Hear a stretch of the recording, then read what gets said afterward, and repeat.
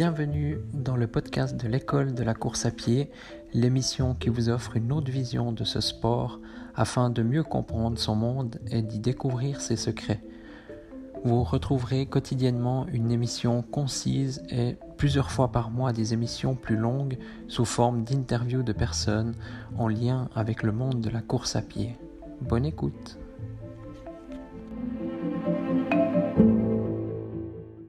Bonjour à tous!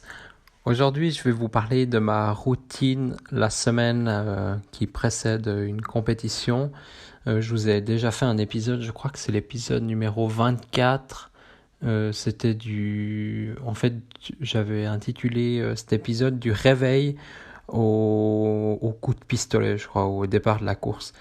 Et donc là, ça retrace un peu les 4-5 dernières heures avant la course. Alors, aujourd'hui, je vais vous faire un épisode un peu plus général, on va dire, un peu moins rentré dans les détails. Donc, je vais pas parler de ce qu'il faut boire, s'il faut boire 5 décis ou voilà, 1 heure avant la course, ou j'en sais rien. Mais je trouve ça assez important la semaine qui précède la course.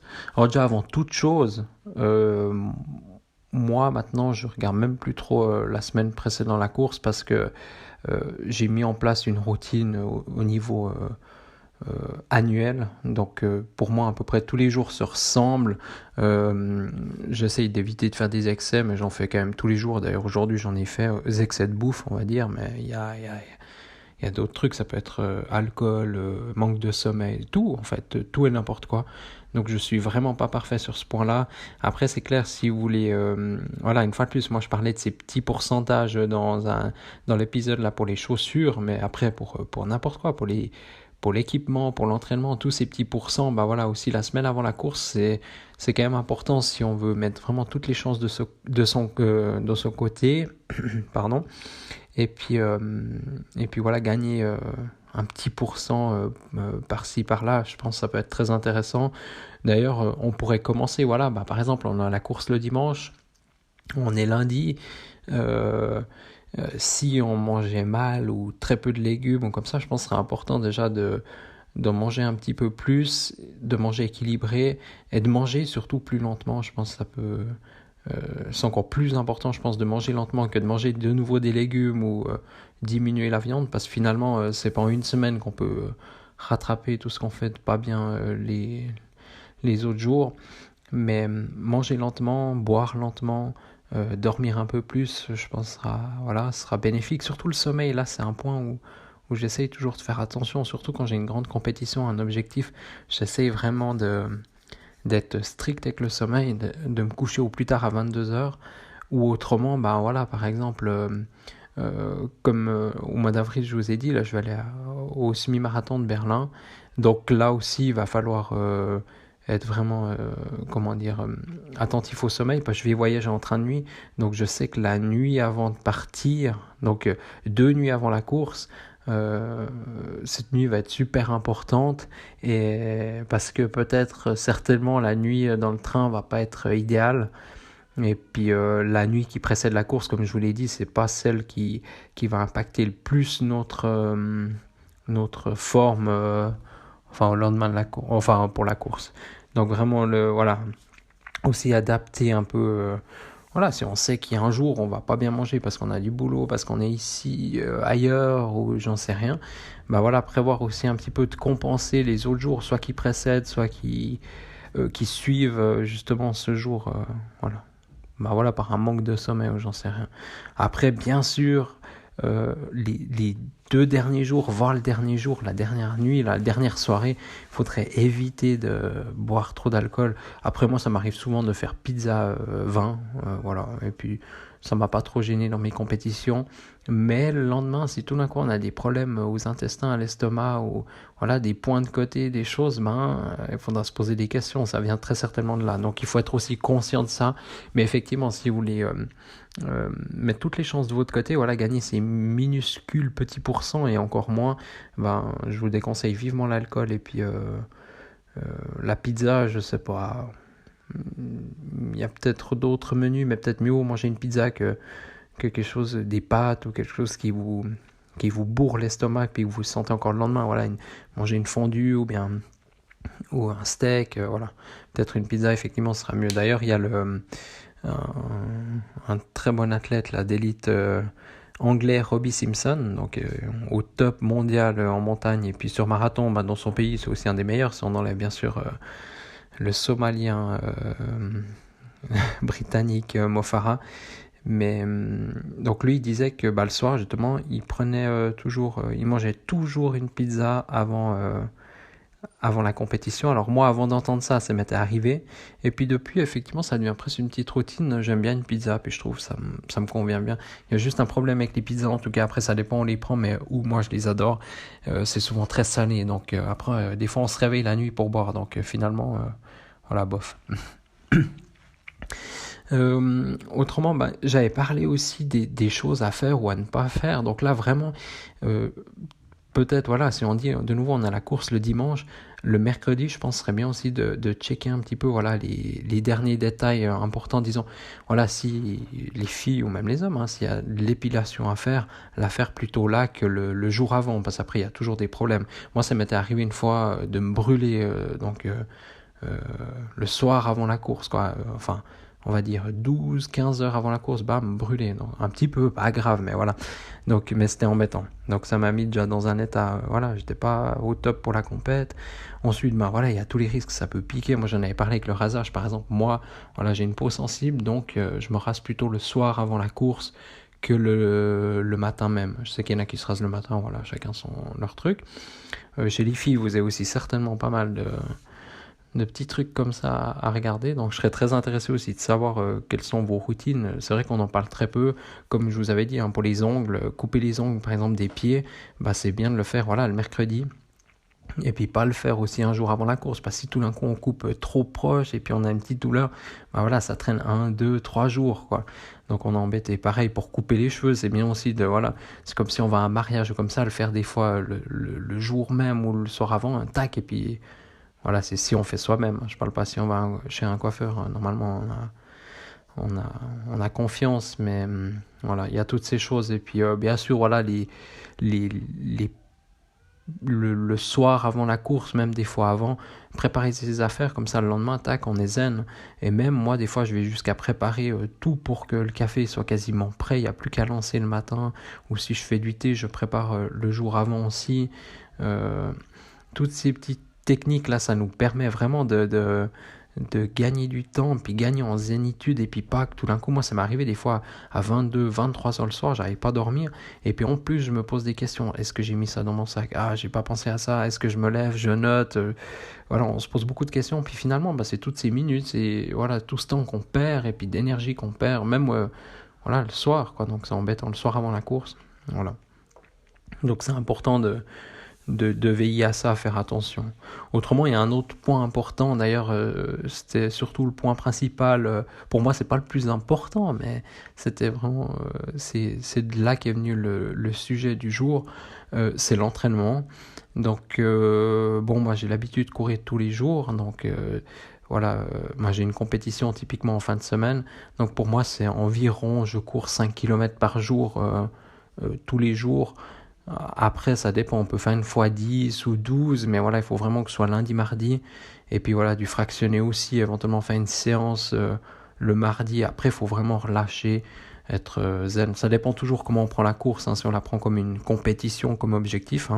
Je sais pas, on fait le marathon de Paris, voilà, on va pas faire ça en entraînement tranquille. Ça se peut, voilà. Mais bref, pour la plupart, ce sera vraiment l'objectif. Ou à moins qu'on fait une course, 10 km pour préparer un marathon, puis on va faire, je sais pas, déjà 5-6 km d'échauffement, on va refaire 5-6 km après. Donc finalement, là aussi, c'est clair, on peut faire du volume un peu plus les jours qui précèdent la compétition. Mais autrement, c'est bien de diminuer vraiment, d'être sur la pente descendante jusqu'au jour de la compétition.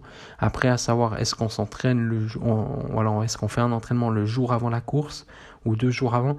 Voilà, là aussi, une fois de plus, il y a 2 écoles. Enfin, il y en a qui pensent qu'il faut bien... Voilà, enfin... Moi, j'ai essayé les deux. Donc, au début, je faisais toujours... Par exemple, j'ai la compète le dimanche. Le vendredi, je faisais rien.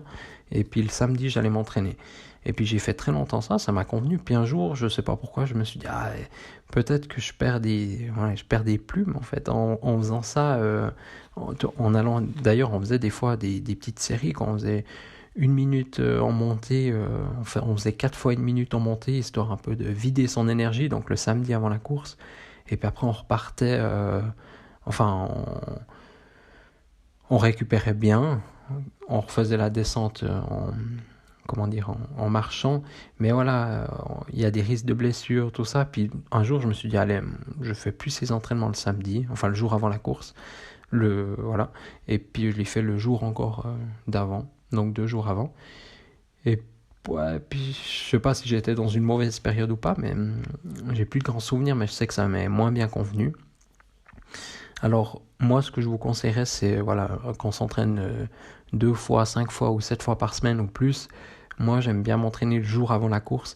Et très souvent aussi, ce jour-là, je ne sais pas s'il y a du psychologique ou pas, mais on se sent souvent pas bien.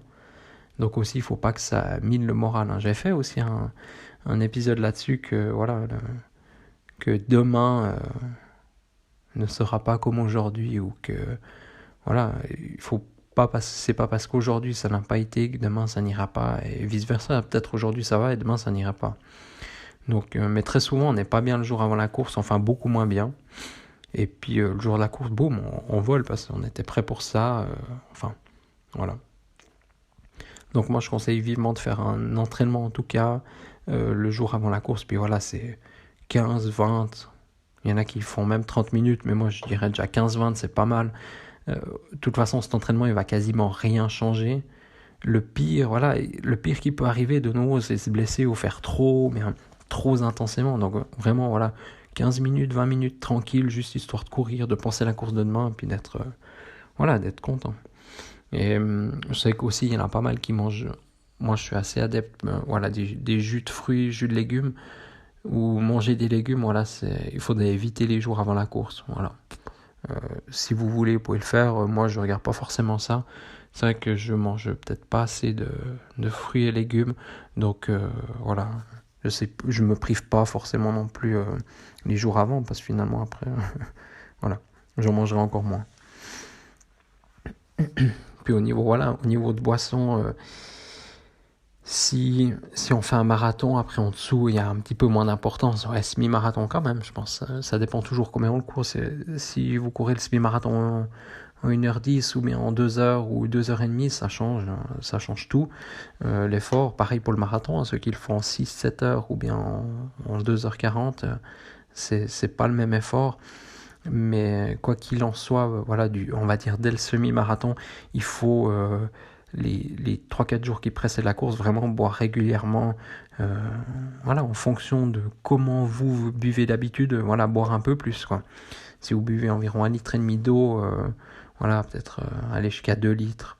Et puis pour le jour de la course, je vous propose vraiment d'aller voir l'article que j'avais fait là, enfin l'épisode que j'avais fait, le numéro 24. Donc il vous donnera un peu plus de détails sur le jour de la course, mais voilà, essayez d'être prêt, d'avoir testé. Aussi, si vous avez des mises à jour, c'est des petits détails, mais des mises à jour sur votre montre ou charger ces appareils, etc.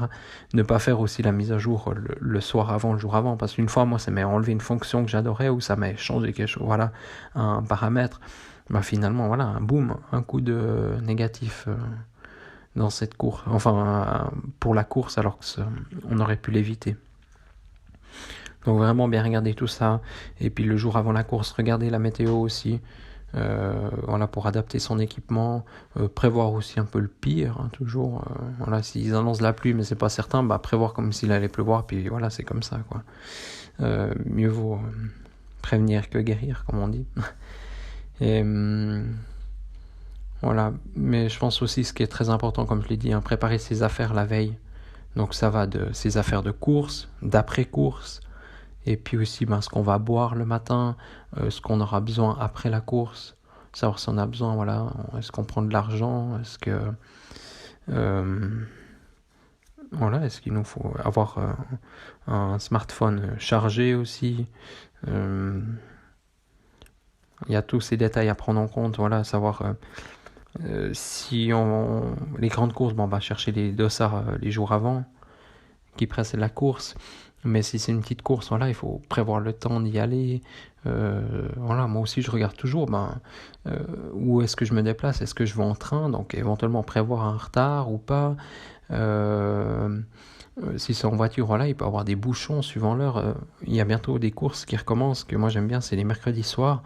Donc, c'est souvent voilà, dans des petits villages, mais on passe par l'autoroute et puis donc par des grandes villes. Et voilà, souvent ça bouchonne, donc il y en a souvent qui loupent le départ de la course à cause de ça. Donc là aussi, je prévois un peu de temps, puis je sais que je serai en avance. Puis voilà, là aussi, une fois de plus, suivant le temps, je me prends un thé ou comme ça, puis après on attend, on patiente, ou bien... voilà, une fois de plus, mieux vaut arriver tôt, prendre la lecture ou ce qu'on veut, puis comme ça on a un peu plus de temps, puis on peut profiter. Donc le trajet est aussi super important.